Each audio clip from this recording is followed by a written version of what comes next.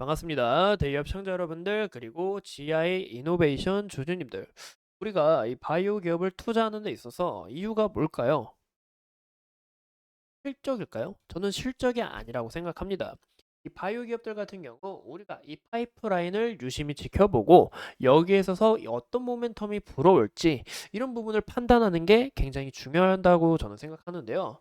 그래서 오늘 우리가 같이 알아볼 내용은 GI 이노베이션의 현재 파이프라인 임상 단계 현황과 제가 좀 봤을 때 이 GI 101과 GI 301에 대해서 이 기술력과 모멘텀이 크게 작용되지 않을까라고 생각합니다. 그래서 오늘 이 부분을 좀 중심적으로 알아볼 거고, 오늘 영상은 이 기업 분석에 대한 이제 내용이니까 이런 점도 우리가 참고해 주시면 좋을 것 같아요. 자, 이제 다음 영상에서는 우리가 차트를 보면서 이 수급은 어떻게 됐는지, 주가가 어떻게 이루어졌는지 한번 같이 이야기를 나눠볼까 합니다. 그래서 오늘 이 기업 분석 설명 이야기를 들어가자 하면, 이제 GI 이노베이션 같은 경우 융합 단백질을 기반으로 이 차세대 면역 치료제 그리고 항암 치료제 등을 개발하는 이제 생명공학 기업입니다. 핵심 신약으로 제가 이제 사진을 딱 띄운 것처럼 GI 101과 GI 102 그리고 GI 301에 대해서 좀 눈여겨보시면 좋을 것 같은데요. 101과 102 같은 경우는 이제 면역 항암제이고 301은 이제 알레르기 치료제다라는 것을 볼 수가 있습니다. 현재 101의 경우 고형암 환자를 대상으로 임상 1, 2상을 진행하고 있고, 이 임상 자체는 단독요법의 파트 A와 그리고 키투르다 병력요법의 파트 B로 구성이 되어 있는데요. 현재 이 A 상황은 좀 좋게 마무리가 됐고, 현재 B 상황을 진행하고 있다라는 거 우리가 참고해 주시면 좋을 것 같아요. 그래서 여기에 대한 결과가 좀 긍정적으로 나와 줘야 되지 않을까라는 거 우리가 참고하시면 좋을 것 같고요.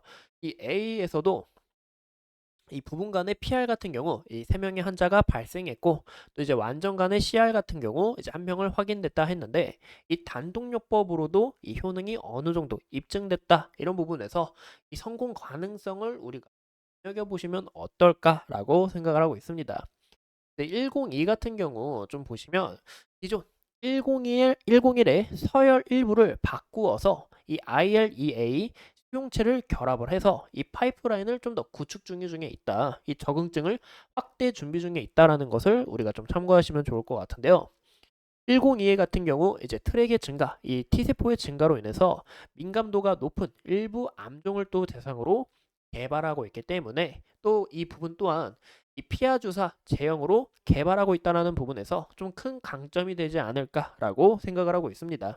그래서 우리가 좀 눈여겨 보실 거는 이제 올해 1과 1이 이제 임상 중간 결과가 이제 오늘 이제 올해 발표가 돼요. 이제 결과가 좀 예상이 되는데, 이 결과에 따라 이 확대를 주다 보니까 이 적응증 확대가 또 어떻게 이루어지는지, 또 대규모 라이선스 아웃 체결이 이루어지는지 이런 부분을 좀 확인하는 부분이 좀 중요하지 않을까라고 생각이 들어요. 그럼 제가 이 기술력에 대해서 좀 설명을 간단하게 드리자면, 이 보시는 것처럼 이 내용, 이 역할을 하고 있습니다. 이게 좀 저도 이제 좀 이해를 하는데 시간이 좀 걸렸는데, 기존 GI 101과 102의 이 핵심 작용 기전을 봤을 때 아까 설명드렸던 이 ILEA 이 수용체 결합을 통해서 101과 다른 이 적응증을 확대 준비 중에 있습니다. 뭐 유방암 이런 부분까지 더 나아가려고 하는 부분이 있는데, 기존 보시는 것처럼 이게 보이실까요?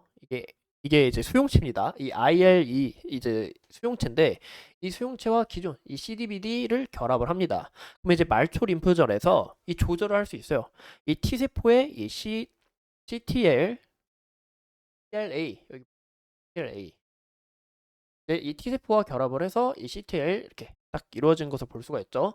이제 친화적으로 결합을 한 다음에 이 암 발현에 있어서 이 높게 유지를 시키는데, 근데 이 부분이 어떤 부분에서 중요하냐면 이 암을 표적하는 데 있어서 이 체계적으로 죽일 수가 있고, 암을 특이적 이 T세포로 인해서 활성화하는 데 있어서 효과가 뛰어나기 때문에 이 항암 면역 기능이 뛰어나다라고 봐주시면 좋을 것 같아요. 이런 부분에서 이 회복성도 어느 정도 입증됐다라고 설명을 드리고 싶습니다. 예, 이제 간단하게 제가 좀 말을 어렵게 풀었는데 이제 간단하게 이야기를 드려서 이 IL 수용체 그리고 T세포가 결합을 딱 만나서 합체를 해서 종양세포, 이 암세포를 사멸하는데 굉장히 뛰어나고 또 몸에도 부작용이 적다라는 거 참고해 주시면 좋을 것 같아요. 이 무엇보다 101, 102 저는 굉장히 기대가 되는 이유가 이 GI 101 같은 경우 중국 제약사 이 심시어라는 기업과 1조 원 규모의 이 대규모 기술 이전을 체결했습니다. 2019년에. 그래서 102에 대한 추가적인 이슈를 우리가 눈여겨보셔라 라는 거 참고해 주시면 좋을 것 같고요. 자, 이제 이야기를 드렸죠. 이 GI 101과 102에 대한 이 중간 데이터, 이 올해 중간 데이터가 공개가 되는데 여기에 대한 이 모멘텀 작용 그리고 두 번째로 102에 대한 이 대규모 라이선스 아웃 이런 부분 두 가지 모멘텀을 우리가 눈여겨보셔라 라는 거 참고해 주시면 좋을 것 같고 제가 좀 더 이야기를 간단하게 풀어서 이 GR 101과 102는 임상 이상 결과에 따라 이 적응증을 확대할 준비 중에 있기 때문에 글로벌 기술 이전 이 추진할 계획에 있어서 대규모 라이선스 아웃이 들어올 수 있다. 이런 부분에서 가치가 상승하고 좀 주가 상승에 대한 모멘텀이 작용되지 않을까라는 부분과 이 GI 108 같은 경우 좀 제가 이제 이 내용도 좀 찾아보니까 이제 대사면역 항암제입니다. 2022년 말에 20억 규모의 국가 신약 개발 과제에 있어서 성정이 완료가 됐어요. 현재 임상 1 이상 이 IND 신청 이제 우리가 임상을 진행하겠다라는 거 이 부분을 좀 현재 준비 중에 있는데 이 부분이 좀 올해 추가적으로 모멘텀으로 나올 수 있다라는 것도 우리가 참고해 주시면 좋을 것 같아요. 그래서 이제 GI 301 같은 경우 우리가 좀 내용을 알아보자면 이 유한양행의 총 1조 4천억 규모의 기술 이전이 완료가 됐습니다. 그래서 일본을 제외하고 전 세계 판권을 넘겼는데 일본에 대한 이슈와 그리고 유난양행의 추가적인 이슈가 나와줘야 이런 부분에서 긍정적인 모멘텀이 작용될 수 있다는 거 우리가 눈여겨볼 수가 있겠죠. 그리고 무엇보다 유한양행이 해외 기술 이전을 체결하게 될 시 수익의 50%를 배분받을 수 있어요.